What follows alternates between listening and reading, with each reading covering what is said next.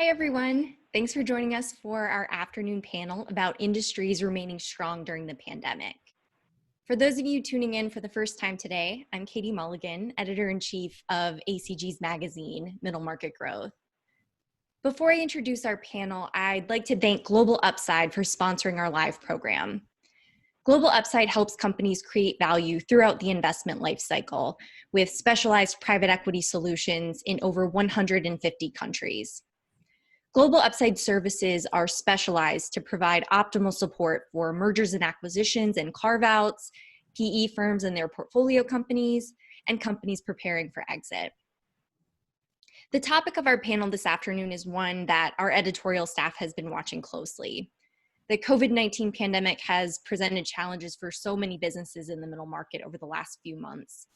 At the same time, there are companies and entire industries that have stayed strong during the crisis, and it's been fascinating to hear about the creative ways businesses have shifted their models to get through this. Our panel today is going to look at some of the best practices to come out of the last few months and the steps that business leaders took to steer their companies through the economic disruption. With that, I will introduce our panel. Our speakers today are Mike Ruggieri with Comar Inc., Mike Worth with Mason Wells, Adam Sheffield with Global Upside, and our moderator is Danielle Fugazi with Mergers and Acquisitions magazine. Before we get started, just a reminder that if you have a question for the panelists, please submit those through the Q&A box at the bottom of your Zoom window. I will now turn it over to Danielle to get us started.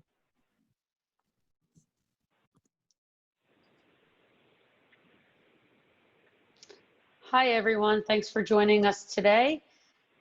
We only have a short bit of time here together, so I think we should go ahead and jump right into things. Before we get to our first question, I want to give our panelists just an opportunity to quickly give us a little bit about their background and their firm and their position with their firms. So why don't we just go ahead and start with you, Mike Ruggieri, and then we'll go around. Great. Good afternoon, everybody. My name is Mike Ruggieri, CEO of Comar. My background is in engineering. I've spent the majority of my career at Comar, a family business started by my grandfather in 1949. We're a manufacturer of plastic packaging and device components, primarily for the healthcare space. We serve a variety of end markets, pharmaceutical, nutraceutical, and some other things such as the home care wet wipe space, which has been a really unique and interesting segment for us. Some of our products that you might know would be bottles used in vitamins and supplements or over-the-counter pharmaceuticals, or syringes and dosage cups that you might find in pediatric pharmaceutical products. And as I mentioned, things like wet wipe canisters and lids, which hopefully everybody has one on their dining room table. That's right, we all do. Adam, why don't you go ahead and tell us a little bit about yourself and Global Upside? Sure, no problem. So my name is Adam Sheffield. I'm the Chief Revenue Officer here at Global Upside Corporation. I've been in the HR and payroll side for almost 2 decades now, both domestically and globally. Just a little bit about Global Upside Corporation. I've been in business for 20 years in the Bay Area. We really help with the global complexity that clients face. So we service all aspects of their global needs, whether that be an entity setup or creation, or they're utilizing one of our employer of record services that we provide, like a PEO in the United States, but internationally we do it for them. We have one of the largest footprints of that solution. We also have our own technology that is based in those countries with 17 different languages and multiple different HR and time and attendance solutions built within that solution. So it handles all of those complexities and needs that companies face. And we do that from ongoing HR, payroll support, accounting functions in 150 plus countries. Perfect, thanks. And Mr. Worth, do you want to go ahead and just give us a little background? I'd be happy to, Danielle. Good afternoon to all. My name is Mike Worth. I'm a director at Mason Wells. Mason Wells is a Milwaukee-based mid-market private equity firm. I'm kind of a born and raised Milwaukee guy. Didn't leave the nest too far, although my travels took me around the world when I was at Rockwell Automation for 11 years prior to Mason Wells, leading the corporate development group there. Background is in finance, operations, as well as engineering. So similar to Mike, started off as an engineer in a prior life. I had an opportunity to join Mason Wells about 4 years ago. I currently lead up the engineered products and services sector. Mason Wells invests in four sectors altogether. So in addition to engineered products, outsourced business services, consumer packaged goods, and packaging and material converting. We currently have 13 portfolio companies, and we like to think we've carved out a unique niche in Midwestern-based, family-owned businesses that have a liquidity need, often coming about due to a succession challenge that they're looking to address. Happy to be here with you today and share a few of our findings and takeaways from recent times. Thank you. Thank you all. So obviously you're all going to be answering the questions from your own perspectives, whether it's your portfolio company or your company directly. But I do want to hear, I want to start with how each one of you fared, or your portfolio companies, how you fared throughout the pandemic. Mike, do you want to go ahead and start? Yeah, you got two mics, but I'll be happy to jump in here. So sorry, go ahead. Sorry, Mike. No problem. So I would say, out of our 13 portfolio companies, it's been a bit of a mixed bag. We've had, roughly a third of those companies be relatively impacted. These are companies that have had exposure to food service, for example, or other large, CapEx type exposure. We've had a third that have been relatively flat throughout the last few months, and then maybe a third that have actually experienced increased demand through one shape or form. And in particular, those would be our portfolio companies that have significant healthcare exposure. One of our portfolio companies is in the healthcare plastics space, and they mold many of the diagnostic instruments for some of the large pharma companies out there. So obviously a logical connection and to what we're going through today. And also maybe a little less direct impact has been on those portfolio companies. We have two in particular that market sporting goods or games. So Buffalo Games is known for jigsaw puzzles and tabletop games, and East Point Sports is more of your backyard recreational games or rec room games. And with everyone in lockdown, looking for ways to enjoy the family and friends at a socially distant space, we've actually seen quite an increase in demand for home entertainment products. Great, Adam. Can you just tell us a little bit about your perspective through the pandemic? Sure, for sure. I think it's interesting because we help with the international employees of our clients, and we've seen a shift kind of away from maybe global expansion and going into new countries. But they need help when it comes to HR consulting services. So how do you handle COVID in this given country? What needs to be done? What kind of direction can we give them when it comes to maybe they have to furlough some of those employees, or what does it look like to support them, and how do you keep them engaged internationally right now? There's a big focus on that. So that has shifted a lot of our business. So we've been very consistent. The growth has been good for us. As we've gone through this, we just had to listen to our clients and listen to what their needs were and kind of shifted to those directions versus what we were doing, in January. So we had to make some of those changes. Okay, and what about you, Mike Ruggieri? How have you fared through the pandemic? So we've been incredibly fortunate as an organization. About 90% of our customers and end products have been growing at normal rates or better than normal rates. We have 9 plants around the U.S. and Puerto Rico, and all of them have fared exceptionally well. So fortunate to be in the right end markets. The healthcare space was very favorable for us. The wet wipe space, of course, is very favorable for us. Even some of our diagnostic products, because of urgency of testing for COVID-19, was favorable for us. Our single biggest challenge as an organization was keeping our team safe. We kept all of our plants in production. So putting all of the proper protocols in place to ensure we kept the team healthy, prevent spread of coronavirus throughout our organization. That was where our focus was, and it was a pretty significant strain on the organization, but the team really came together, pulled together nicely, and focused on what mattered most, and that was protecting our team and keeping our customers in business. So Mike, you opened up a whole bunch of questions that I had. I am curious from all of you, how have you been able to keep your employees working and safe throughout this? You all had companies that were deemed essential and kept working. So what are some of the things you did to make sure your employees were working and keeping them safe?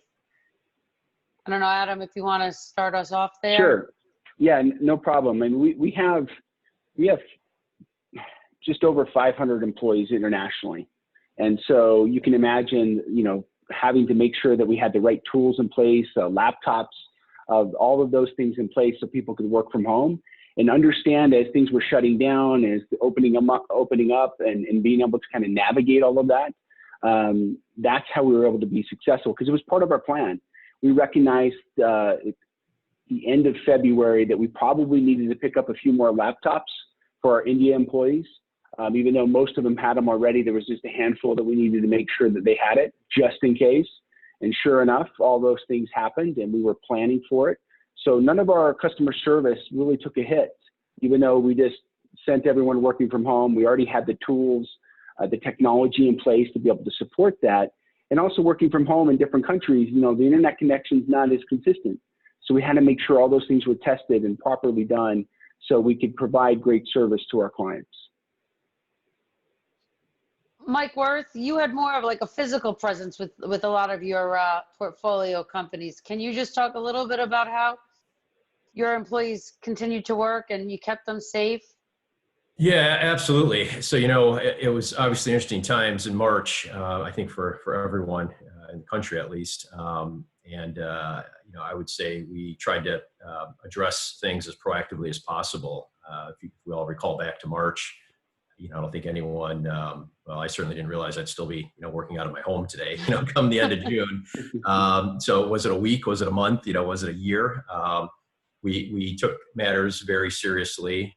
We stressed the seriousness not only within our firm, but within our portfolio companies. And I think sending that message top down really went a long way. I remember, now it seems common sense, but those first few days and weeks, it was like, really, seriously, are you working from home? And why are we taking it that serious? But we did. We got ahead of it. Made sure all of our facilities, all of our portfolio companies were communicating their employees. We had a shared portal. We hosted several calls with all of our portfolio company CEOs and CFOs on the line to share best practices and provide connection points and an opportunity to compare notes.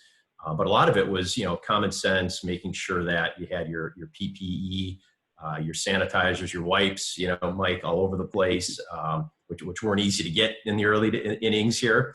And then segregation of work teams, right? Making sure that you didn't have a lot of overlap. You had different entrances. You had temperature checks going on. So, a lot of the blocking and tackling, but if it wasn't for the quick responses early on, I think we would have faced a lot more, cases and a lot more spread and potentially jeopardized the operations of our portfolio companies.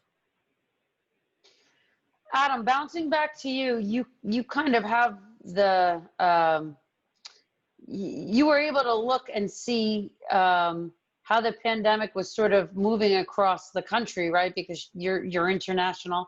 That's what you do. So can you just talk a little bit of how you manage your international employees and what that sort of looked like? Were you seeing it in this area and saying it's coming here, we got to do this, and sort of what that process was? Yeah, it was a unique process because it was kind of the timing of a lot of things, right? You had some places that were shutting down and other places that were still open for work. And we really wanted to have a consistent message across the organization because that was important, because safety, number one, right? We wanted to make sure our employees were safe, because without our employees, we're in trouble.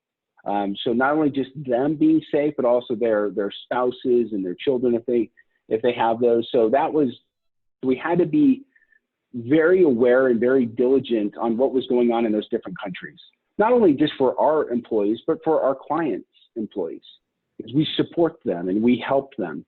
So we help navigate those challenges as they come up and give guidance and direction as appropriate when it came kind of ebb and flow across as the world. And it hasn't stopped, by the way, right? You have hot spots that pop up and flare up, and then you have other places are starting to open up. How do you open up properly? What are the things you need to do to make sure that those things are done properly in your office spaces? All of those things we help kind of navigate. And each country kind of has their own nuance when it comes to that. And we help support that. And the name of this panel, right, was, being successful throughout the pandemic. And some of you actually were able to expand and complete deals during this time. So Mike Ruggieri, I want to move up to you and talk a little bit about how you guys actually achieved some growth during this time? Yeah, so I think for us, what was most helpful very early on, we were very crisp and clear with the organization on our priorities. First it was protect employees. Second was prioritize keep products. Third, protect our plants, keep them in operation, and then fourth, communicate frequently. And I think what we found is the communication in particular helped us move faster with key decisions around capacity expansion, helped us move a little bit faster around even key decisions on how we were going to keep employees safe and keeping employees informed of what was going on within the organization. But because of that streamlined communication, the clarity that we had on where the organization was going, we're able to really advance forward with a couple of big expansion plans. We announced in the middle of the pandemic an expansion of our New Jersey operation. We're adding significant equipment in two of our Midwest locations to keep up with demand, and continued to invest heavily in a West Coast consolidation for us. So for our organization, having that crisp clarity around priorities, what matters to our organization, what matters to our employees, what matters to our customers, made it easier for us to continue to lean in, making some really, really big investments. We're investing more in capital this year, probably in the last 5 years combined, and to be able to continue to push forward and maintain confidence in those types of investments, not easy in time like this, but having the organization aligned around common goals has really made that happen for us. Mike Worth, I believe that you also were able to get some things done during the height of the pandemic in the U.S. Yeah, definitely. No, we've had some good news as well during this. We fortunately were able to close a platform deal about a month ago called Shenick Container, which is a rigid plastic manufacturer for many consumer packaged goods just outside Milwaukee. That was a deal that was a process that started kind of late last year and rolled into this calendar year, and of course, bumped up into COVID world, so got delayed a little bit there. But fortunately, as Mike knows, the products held up quite well with all the purchases of consumer products that all of us are making, and we're able to get the transaction completed. So we're very happy to bring on Shenick as part of the family. And then most recently, earlier this month, we announced the closure of our fifth fund, which was a little bit north of $750 million, which again, didn't really plan on closing our fund in the middle of a global pandemic, but that was a process that took many months, and fortunately, we were able to get it over the finish line come June. So definitely some good news to report. So just a few follow-up questions on that, Mike Worth, and I think you can probably all chime in on this a little bit. Was your fundraising delayed, or was it impacted at all by the pandemic? And then my second question, which I think everybody can kind of speak to a little bit, is now that I hope at least a little bit on the other side of this pandemic, are you looking at different kinds of deals to do, different add-ons or platforms? Are you leaning into certain sectors that you think are going to fare better going forward? Sure. Well, yeah, to address the question on funding, fortunately, our fundraise was not delayed due to the pandemic. We had, I would say, 75% of it behind us come March. So it was a little bit of a, continuation and cleanup, but thankfully, we've been around for a while, and our LPs know us well, and we've treated them well. So fortunately, they stuck with us, and I think it didn't hurt that the publics came back as quick as they did, the equity markets. We didn't have the feared denominator challenge that many private equity companies are concerned with when going through a period of slowdown and a drastic change in public valuations. But in any event, no, thankfully we got that done without delays. And then the other piece of your question, Danielle, was on strategy going forward. Is that right? Yeah, just if anything has changed in terms of the deals that you're looking at, or the add-ons, or depending on your perspective, what are you looking at going forward? Yeah, we kind of hate to say it, but throughout the last few years, we've been anticipating a slowdown. We didn't know when or how dramatically it was going to be. So I would say our portfolio is certainly overexposed to some recession-resistant industries, right? A lot with consumer staples and healthcare. Which has proven to be helpful in times like this. Going forward, I'm actually starting to see a lot of calls from corporates contemplating various carve-outs. So I think that could be part of the deal flow, at least in the near term. And we're also starting to see some processes come back online that kind of went silent back in March and April. Okay. Yeah, and for us, similar dynamics, and we remain pretty active in the M&A market. I think the organic growth opportunities that we have been fortunate enough to have in front of us allow us to be a bit more selective in the M&A space, and we absolutely continue to expect to grow through acquisition, but we'll be pretty choosy about what we go after, and hopefully. There'll be some unique opportunities coming to market, as Mike was saying, and hopefully we'll start to see things loosen up a little bit, and there'll be some good buying opportunities. But from our perspective, in the short term, we've been really focused on the organic growth and allowing us to be a bit more selective on the M&A front. So the slowdown, at least over the last couple of months, has really been a non-issue for us from a strategic perspective. Adam, you want to chime in there? Yeah, I did. I was just going to say that what we've seen in our space and how things strategically are moving forward, we're seeing a lot of companies are now, they've been in this growth mode for so long, right? And now they're starting to say, we need to consolidate. We need to get our processes lined up a little bit better. And they're consolidating vendors across the international space. So instead of working with, 17 different vendors, they're bringing it in, kind of under one umbrella like what we provide. So that's been a great growth for us. We also see it on the M&A side. There's been a lot of cleanup.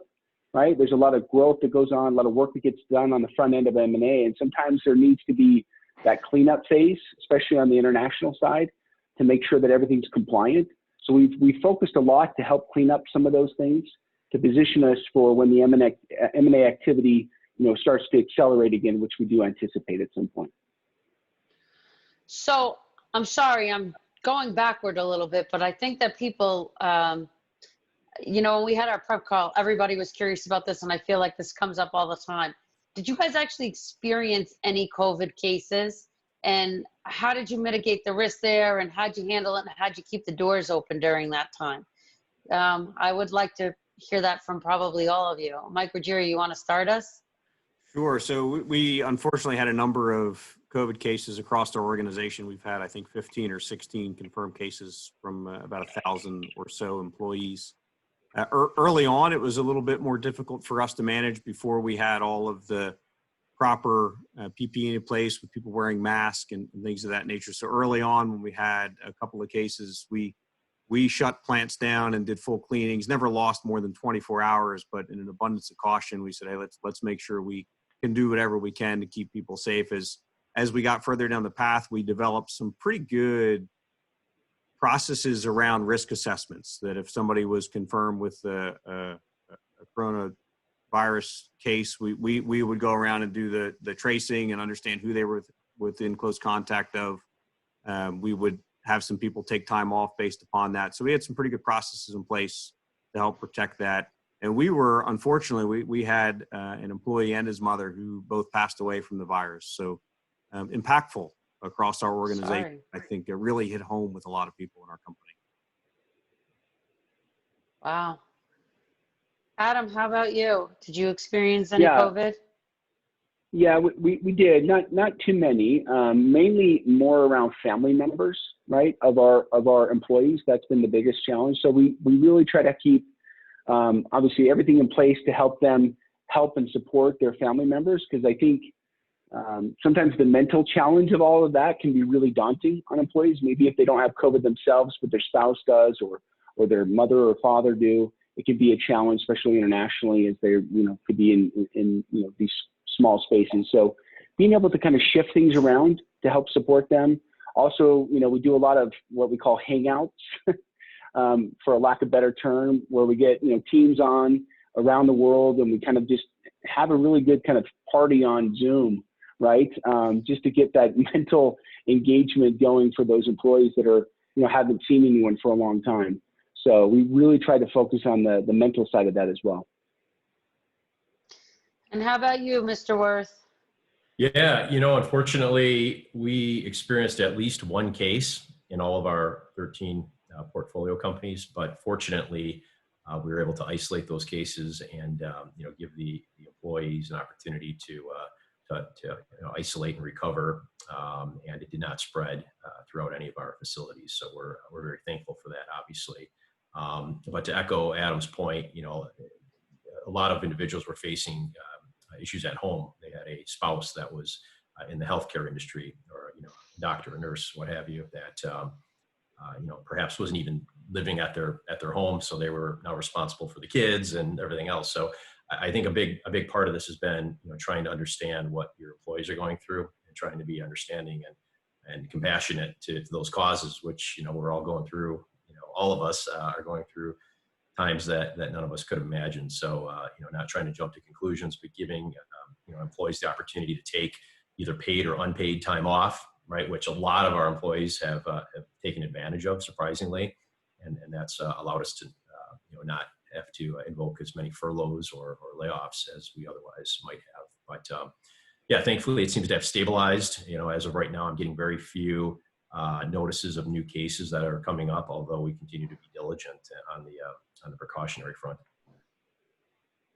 So obviously having COVID in your offices and in your companies is stressful enough, but what other types of challenges did you face and how did you overcome them? What other things were sort of on the forefront during the pandemic?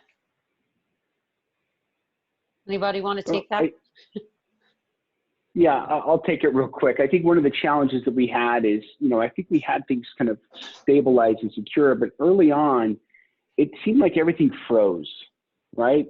Everyone froze in decisions. Everyone kind of, didn't, kind of a deer in headlights on how to approach things, right? So we were really careful to make sure that we reached out to our clients, right? Got in front of them and talked to them about what might be going on in their industry and in their business and how we can help them, right? Navigate their international employees and make sure that they were aware of what's going on and how does it impact them, because, they might be just focused on what they're dealing with, here in the US, but, forget about those employees in Germany. So it was really important that we got engagement in these companies with all of their employees.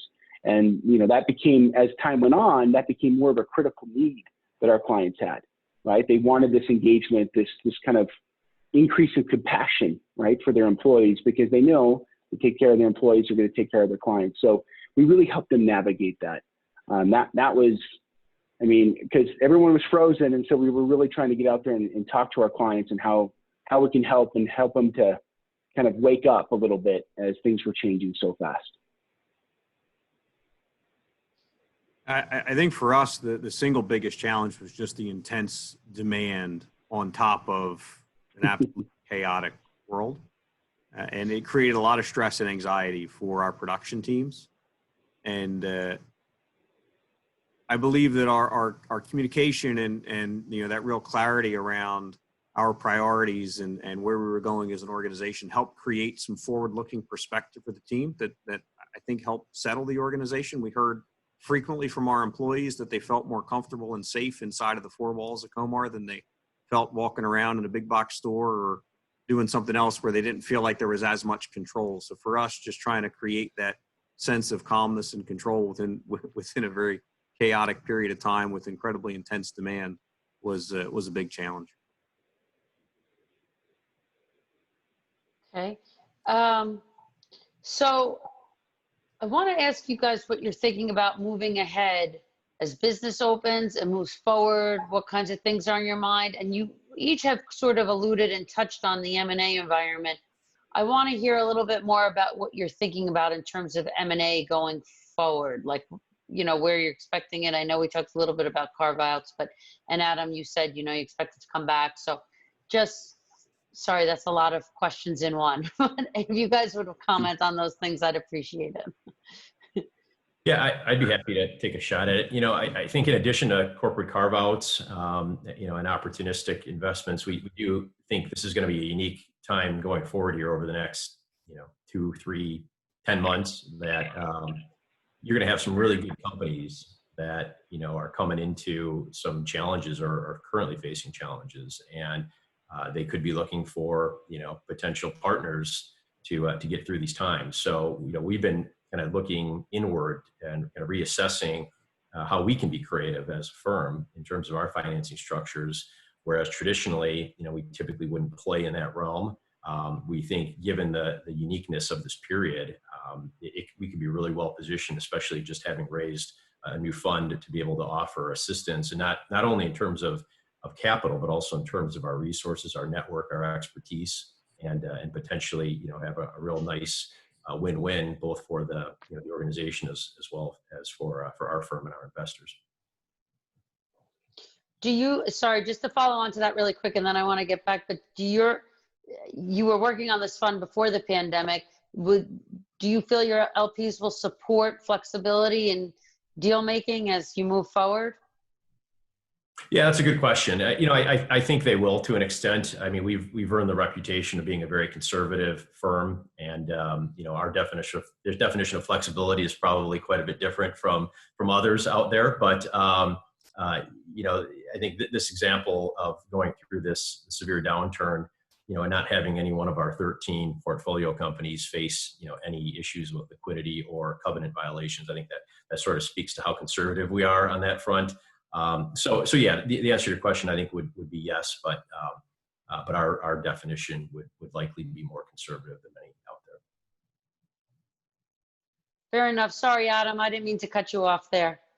No, you're fine. I was just going to say, I think Mike said it well. I mean, we look at it like how Mike is explaining it. There's opportunity to be had, kind of a uniqueness, right? That's caused because of this pandemic. There may be companies that weren't thinking about, making an acquisition or making a transition now are.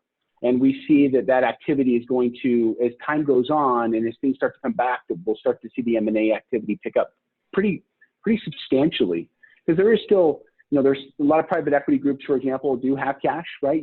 Mike's explaining it to him. I mean, right during the pandemic, he's still raising cash and closing out, his fifth round. I mean, that's what we're seeing. And so we know that activity is going to happen. I think what's going to be a little different, though, is I think there's going to be a little bit better process on the due diligence side around the employees, around infrastructure, at least on the international side, right? So they're not stepping into, some landmines that they could possibly didn't realize before, that now they will take a little bit extra step of precaution, but then they'll move quickly once they will kind of pass those hurdles, because I think they'll start to look at that a little differently than they did in the past. Mike Ruggieri, you have anything you want to add there? I think that, so as I mentioned earlier, we are very thoughtful about acquisitions within our business. Our private equity sponsor, of course, is very bullish on continuing to invest in Comar's growth, whether it's organic or through M&A. Our approach on M&A has been buy businesses that really accelerate our organic growth. So I'm hopeful that this will create some opportunity to buy a business that maybe has a capability that we don't have today, or it can bring capacity where we're trying to build capacity organically, which is very difficult to do. So maybe businesses that are in a slightly different market that may have been challenged during this time, but could bring us a great capability or capacity in a geography that we want to be in, could be really interesting. But for us, it absolutely has to accelerate our organic growth. That's a key requirement. Okay, so I know we were talking about successful companies throughout the pandemic. Can you just talk about some of the common traits that you saw with the companies that were successful, or how to be successful, and how that'll serve them going forward? Anyone have any thoughts about these things? Yeah, so I can mention a few other things that worked well for us that are going to be incredibly impactful for us going forward. So we had some pretty good tools around our payroll system with really great technologies that we didn't quite understand. We had Microsoft Teams and video conferencing, but we weren't using any of those things to the fullest. And this pandemic really forced us to use those technologies and figure them out quickly. And we have found them to be incredibly valuable during this time, but we know will be incredibly valuable going forward. So I believe that companies that have been able to figure out how to utilize technology to improve communication within their organization, across the organization, will gain big benefit moving forward. I think being in the right end markets, of course, is always helpful, and that was impactful for us. And really showing employees the true colors of a company, the companies with good culture that really believe in putting employees first, I think those companies shined. We shined, I know, and we're seeing some big benefits, and hopefully that'll help us continue to recruit and bring on more talent as we continue to build the business. Yeah, I think, Danielle, for us, what we've seen is those companies that have been able to focus on their employees, right, and engage with them and making sure that there's that compassion there, and it's not just language, right, but there's an actual feeling there. Those companies are thriving very well. They focus on their clients. They listen to their needs as they're changing, and being able to kind of support that. And then the other piece, I mean, Mike said it well, right, is the companies that are focusing on improvements, right, whether that be processes or taking advantage of the technology that exists within a company already. We're seeing that companies are now spending the time to do that, and it's going to help them be not only successful now, but really when things start to turn, they're going to be in a better situation. So those are the areas where we see massive improvements for companies. So we have about 10 minutes left, and I have more questions, but the truth is the audience has been submitting questions, so I'd like to answer some of those now, if that's okay with you. And if there's time, I'll get back to some of our questions. But a question came in, are there any specific markets you're looking at versus others? I think we touched on this a little bit, but if anybody wants to talk about any specific markets versus others that you're paying more attention to today. Sure. I mentioned a couple that, we really like. Obviously, anything with healthcare, consumer staple, food and bev exposure are, desirable end markets. One that I'm dying to find an opportunity in is the automation space, right? I mean, automation has been an intriguing proposition for years, given the productivity and the quality improvements and so forth. But never did we think of it as being a potential lever of sustainability in terms of social distancing and operational support. So I think whole new emphasis on automation, and would love to find the right opportunity there. Any other thoughts? Okay, so Mike Worth, I think this is probably for you too, because, well, actually a few of you talked about this, but why are carve-outs becoming attractive? What is the underlying factor? Do carve-outs have executive teams that are sellable? Yeah, I guess, the short answer, I would think maybe liquidity, right, is obviously a piece of it. And in addition to that, I think this is a really nice, maybe convenient time to look at your overall portfolio and clean it up a bit, right? Anytime you have a significant impact like we're going through today, I mean, it provides a little bit of cover to clean up the portfolio, frankly. And I think maybe some businesses are saying we can, kill 2 or 3 birds at once, generate some liquidity, clean up the portfolio, find a better home for some non-core assets. And firms like mine are still flush with capital. So, I think the stars align there, and it's not surprising to me that, I've been getting some calls of late. In terms of the teams, I mean, they're all over the place. Definitely some really good teams. But that's always a question. And frankly, that's, one of our value propositions that we bring to these situations is, working with smart guys like Adam here to make sure you have the right team and processes and in place to support a standalone operation of what was previously integrated into a larger organization.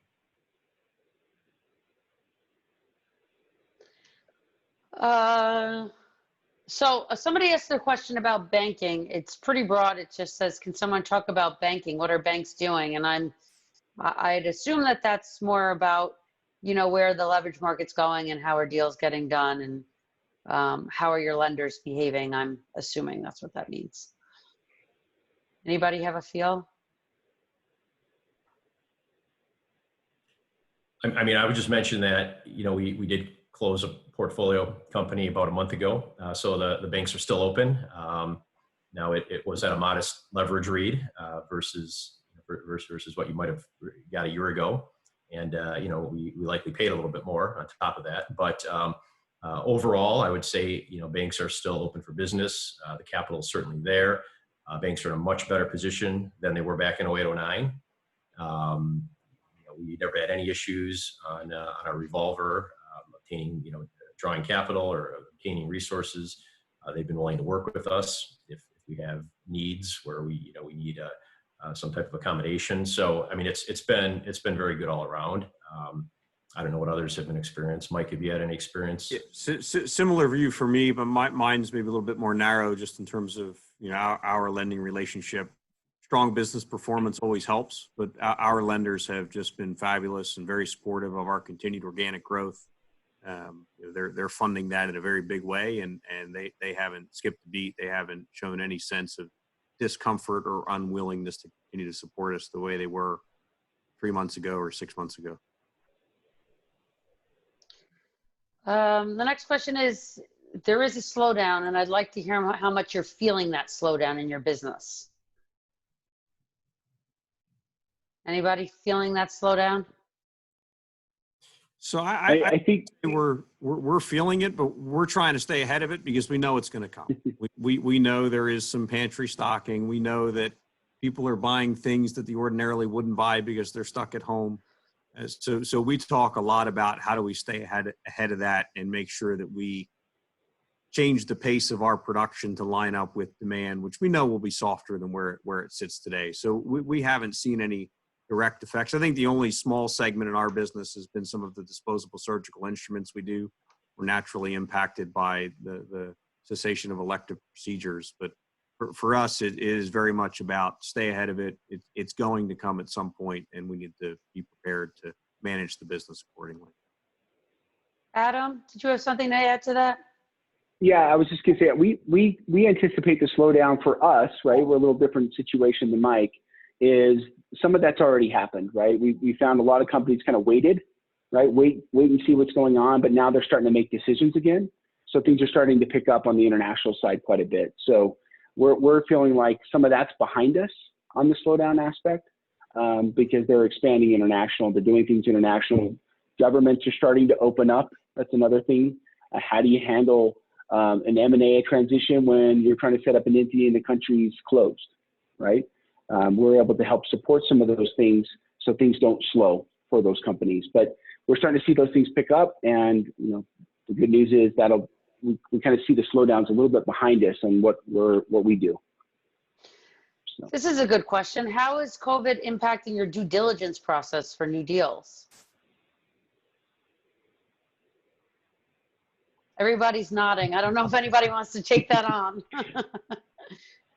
Well, when I spoke to these M&A activities, right, that are coming, that things will have to be done differently. They'll need to evaluate COVID. They'll need to evaluate employees specifically on the international side, how we look at it.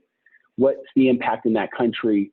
What landmine might you be stepping into that you're not aware of, right? And that's really important that they take that extra step where before they didn't have to worry about it so much. They can kind of manage it.